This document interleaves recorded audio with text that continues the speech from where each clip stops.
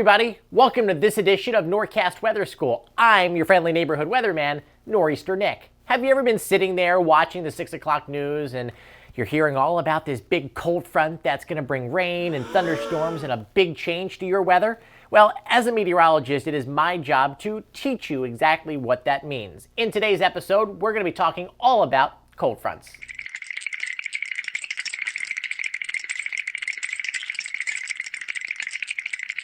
All right, everybody, so let's just dive right into it and take a look at a real-life example of a weather map and where a cold front is situated. You don't need me to tell you that, obviously, we have a big difference in air masses, and that cold front is the boundary that separates the two.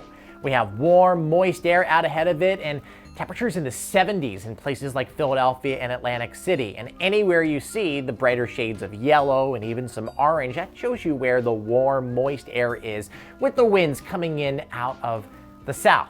The closer you get to the boundary, our cold front, which separates the two air masses, the cooler the temperatures are, down into the 50s in Scranton, 40s for Pittsburgh, and on the other side of the cold front, which you can clearly pick out is right here, you have shades of blue and temperatures in the 40s. Eventually, this air mass moves down over the mountains and then into the mid-Atlantic, replacing that warm, moist air with the cooler, drier air. It's important to break down and identify the parts of the system that we're going to talk about. We've got the area of low pressure. This is your parent storm. The winds travel counterclockwise around the center. The cold front, which is marked by a blue line and triangles that kind of look like teeth. And finally, you've got the warm front. This is a red line with half circles, or as I like to describe them, red bumpy things. Where that goes, you'll see temperatures on the rise. Warm southerly winds are located out ahead of the front. This air mass is moist and unstable.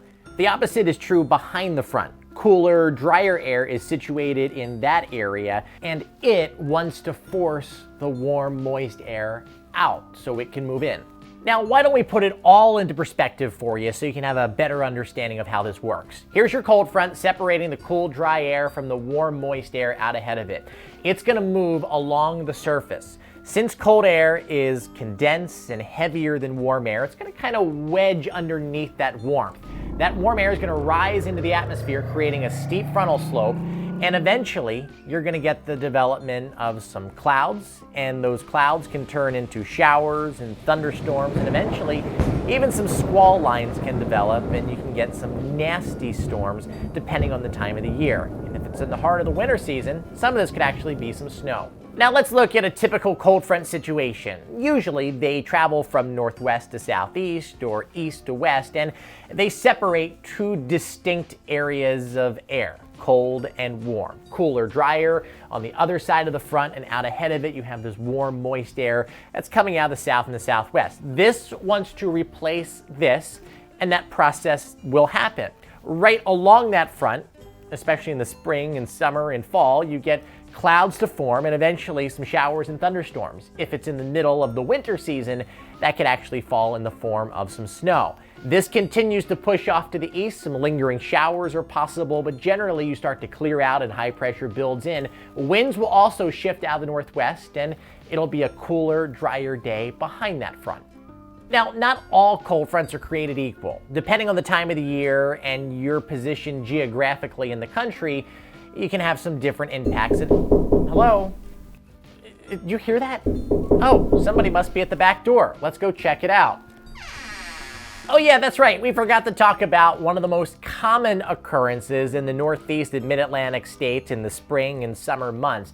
This is called a backdoor cold front. And it's not created by an organized area of low pressure or a storm, but rather by high pressure positioned up over Maine or up over eastern Canada. And this is a push of cooler air.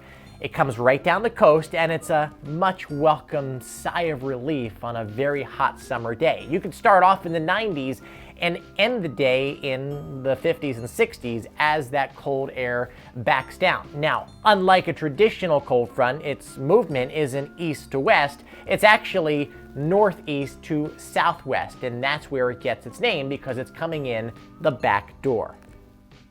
And when those strongest cold fronts come through your backyard, it's perfectly feasible to start the day dressed like this, and by the end of the day, look like this. Hey, Who turned on the AC?